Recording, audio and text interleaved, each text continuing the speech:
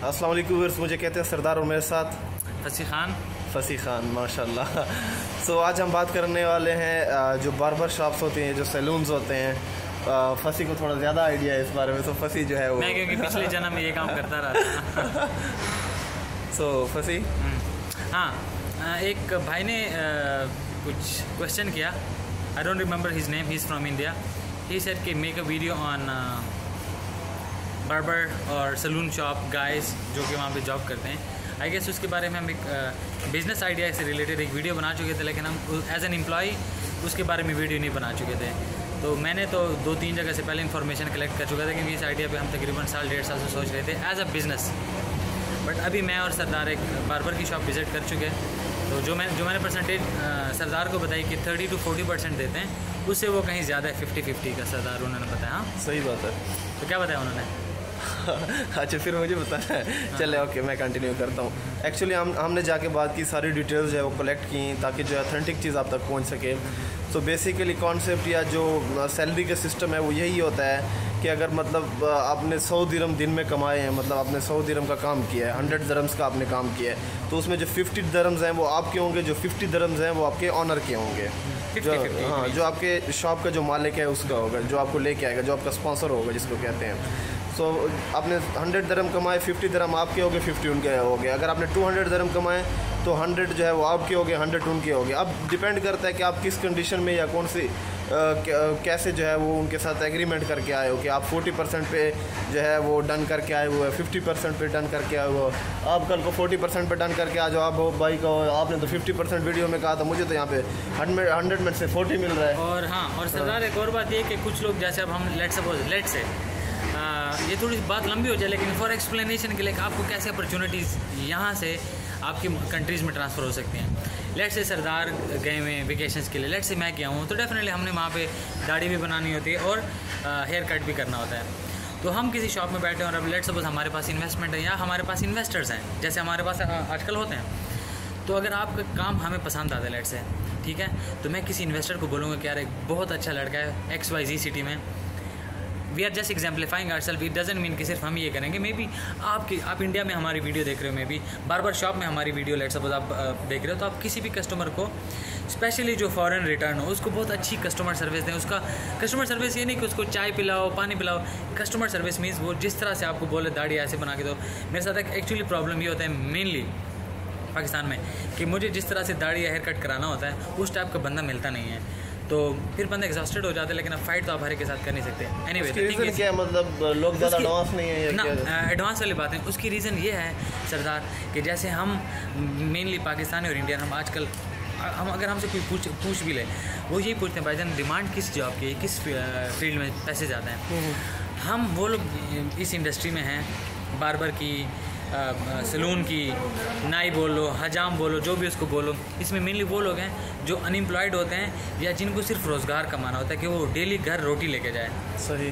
उन्होंने इसको as a career नहीं लिया होता, क्योंकि ये प्रोफेशनली नहीं लिया हुआ। इसको अंडर एस्टिमेट किया जाता है, इसको अंडर प्रिविलेज लोगों में कंसिडर किया जाता है, छोटा काम समझा जाता है। एग्जैक्टली, छोटा काम समझा जाता है। सरदार मैं इसकी एग्जाम्पल दूंगा कि आई डोंट नो वो भाई अभी मुझे जानते भी हैं कि नहीं जानते, लेकिन हम वाकेंड में जब मैं कॉमशर्ट्स में जब मैं पढ़ता था, तो सरदार एक छोटी सी शॉप थी। ये जो अभी सामने जितनी भी शॉप है इसको आधी कर लो, इतनी शॉप थी और थोड़ी सी लेंथी थी। वो बंदा प्रॉपर जिम लगाता था और बड़ी फिट किस्म की बॉडी थी। वो वाह फैक्ट्री में काम करता था सरदार फर्स्ट टाइम। सेकेंड टाइम वो असर को आता था और रात 1 या 12 बजे तक खुला रहता था। और यार हमने एक दफ़ा उससे कटिंग कराई, उसकी हमें इतनी पसंद आई कि वो हमें थैंक करता था कि यार आपकी वजह से कॉमशर्ट्स के काफ़ी सारे बच्चे आते हैं। लेकिन एक्चुअली हमें उसका काम पसंद था। तो अगर आपका काम अच्छा है और अगर आप दुबई आना चाहते तो आप अपने काम को ज़्यादा नीट एंड क्लीन करें। कैसे मतलब आजकल बहुत इन फैशन में मेल की दाढ़ी, वो उसमें बड़े फिट किस्म के स्टाइल्स जैसे होते हैं, वो उसको ज़्यादा नीट एंड क्लीन करना सीख लो। हेयर कट कैसे होते हैं, हेयर कट में कैसे कैसे इंस्ट्रूमेंट्स यूज़ होते हैं, ट्यूटोरियल ले लो या इसके कोर्सेज कर लो। देखो ये अब अगर ये कोई वीडियो दिखाएगा ना कि फंसी वीडियो में सरदार के साथ खड़े होकर कह रहा है कि नाई के कोर्सेज कर लो, ये तो इतना इजी काम है, कैंची उठा के काटना शुरू कर दो। काम इजी है। एक्सपर्ट बनने के लिए और ज़्यादा पैसा कमाने के लिए इस फील्ड में ये एक पूरी इंडस्ट्री है भाई, ठीक है।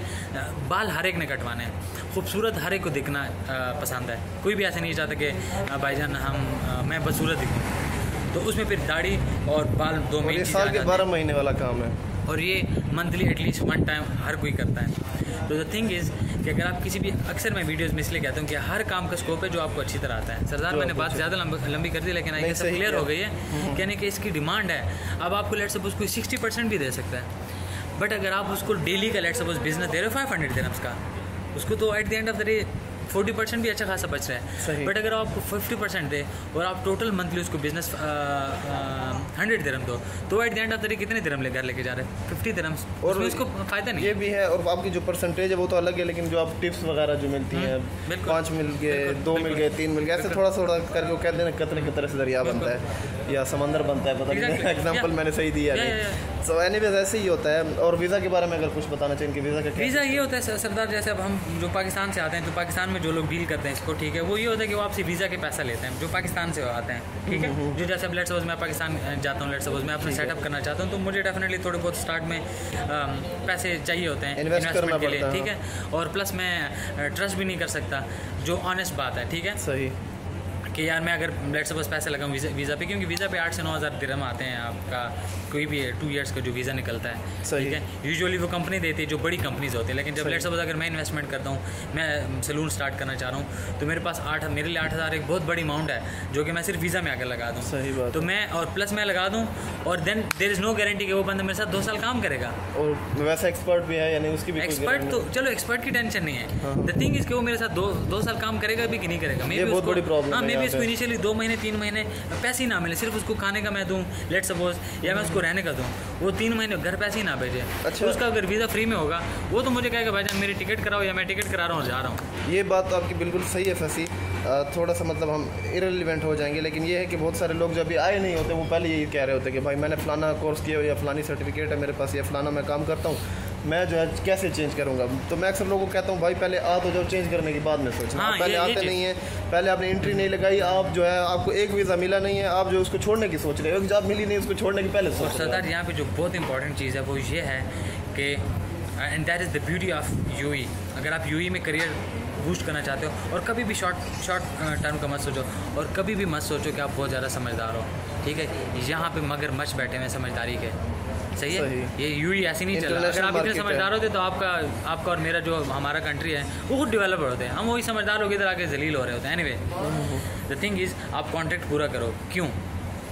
आपका प्रोफाइल बहुत नेगेटिव इम्पैक्ट करता है जब आप नेक्स्ट इंटरव्यू में जाते हो और जब वो देखते हैं आपका वीज़ा कैंसिल हुआ है। वो दोनों केसेस में या तो आपको कंपनी पसंद नहीं थी और आपने छोड़ दिया, तो एम्प्लॉयर प्रॉब्लम फेस मिस पड़ जाता है कि यार मे बी हम मुझे छोड़ दें, या आपका बिहेवियर अच्छा नहीं था और आपको टर्मिनेट किया गया। बहुत केसेस में आपका नेगेटिव इंप्रेशन पड़ता है। तो आप ट्राई करें कि जब आपको पहले जॉब मिले तो आप पहले तो शुक्र अदा करो कि भाई शुक्र जॉब मिल गई है, फिर उसको कंप्लीट करो। सही। तो आप जितना भी भाई को भी वीडियो मिला, वो भी वीडियो कैमरा की तरफ देख रहे हैं, ठीक है भाई। तो आप जितना भी जस्टिफाई करने की कोशिश करते हैं खुद को नेक्स्ट इंटरव्यू में, बट जो एम्प्लॉयर है वो यही सोच रहा होता है कि यार there is some like reasons जो हर किसी को पता होता है। कोई बच्चा नहीं बैठा होता आगे भी जो आपको हायर कर रहा होता है, उसमें डेफिनेटली अपनी जेब से आपको पैसे देने होते हैं। एक्सपर्ट बंदा बैठा होता है इंटरव्यू लेने वाला, तो वो यही सोचता है कि यार असल बात तो नहीं बता रहा है। और मेनली ऐसा होता भी है कि लोग जो इंटरव्यू में जो चीज़ की वजह से टर्मिनेट होते हैं या कंपनी छोड़ी होती है, मेनली जो लोग हैं majority of the people like वो सही जो रियल रीज़न होती है, जो ओरिजिनल रीज़न होती है वो बताते नहीं हैं। मैं एक सॉरी आपकी बात काट रहा हूँ, लेकिन यहाँ पे एक बात ऐड करना इसलिए इंपॉर्टेंट है कि मुझे आज अभी ही घंटा पहले एक बंदे ने मैसेज किया कि मेरा कोई फ्रेंड या कज़न वो पाकिस्तान से था, जो लड़का मेरे से बात करता गया था और अभी विदाउट जॉब वापस आ गया है। देखो समटाइम्स आप इंटरव्यू में ऐसे बात कर लेते हो जो कि रिफ्लेक्ट करती है। समटाइम्स वो पूछते हैं आपके फ्यूचर प्लान्स क्या हैं, आप मे भी बोल दो मेरा फ्यूचर प्लान ये है, जो कि बिल्कुल अगर आप जॉब के लिए गए हो और जो मैं अभी आंसर देने लगे हूँ कि आपका फ्यूचर प्लान क्या है, आप नेक्स्ट 2 ईयर्स में 3 ईयर्स में खुद को कहाँ देख रहे हो, या नेक्स्ट 5 ईयर्स में खुद को कहाँ देख रहे हो, अक्सर पूछा जाता है। वो उससे रिलेटेड नहीं होता, लेकिन हम बोल देते हैं मैं नेक्स्ट 5 ईयर्स में ये प्लान करूँ कि मेरी अपनी कंपनी हो। हाँ, मतलब कि आपका जॉब करने का प्लान ही नहीं है। आपका जॉब करने का प्लान एग्जैक्टली ये मैं ये नहीं कह रहा कि आप ऐसा आंसर करते हो, लेकिन there are different kind of answers and question जो कि इंटरव्यू में बहुत क्लियर तरीके से आपको एक्सप्लेन करना है और आपको इसका पूरी प्रैक्टिस करने की। मैं क्या बोलूँ क्या ना बोलूँ, मैं अगेन कह रहा हूँ, हमने जब 8 से साल 1.5 साल पहले जब ये वीडियोस बनानी शुरू की थी तब हमें इतना आइडिया नहीं था जितना अब है, क्योंकि काफ़ी सारे लोग इंटरेक्ट करते हैं। तो द थिंग इज़ कि आपको अगर कोई हायर नहीं करता वो ये देखता है कि क्या ये इसकी वर्थ है कि इसके ऊपर 8,000 का रिस्क लिया जाए दिरहम्स का, ये चीज़ है।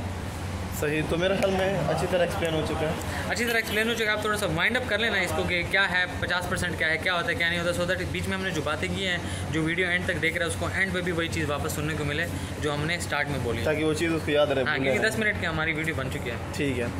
सो यही है कि अगर आप इधर वीज़ा पे आना चाहते हैं और इस काम को प्रोफेशनली लेते हैं, शौक से करते हैं, कैरियर समझ के करते हैं, जो कि हम बताने की कोशिश कर रहे हैं, टाइम पास नहीं कर रहे हैं कि अच्छा चलो मेरे पास कुछ और नहीं तो मैं इसको कर लेता हूँ। प्रोफेशनली आप काम सीख जाते हैं। जैसे माशाल्लाह भाई के बाल बने हुए होते हैं और दाढ़ी बनी होती है। मैं तो सिंपल सा आदमी हूँ। हाँ जी, स्टाइलिश बाल हैं, कितने स्टाइलिश बाल है, और मैं तो सिंपल सा मलंग सा आदमी हूँ। और कितनी दाढ़ी जो है वो यहाँ से जो है साइड से जो है वो मतलब छोटा नंबर लगा हुआ है, आगे बड़ा कुछ समझ नहीं आ रही मुझे। वैसे सलून पे काम कर सकता हूँ। अगर मुझे जॉब से किसी ने कभी निकाल दिया तो मैं ये काम कर सकता हूँ। तो चलो मैं आपका स्पॉन्सर बन जाऊँगा। हाँ, इंशाल्लाह।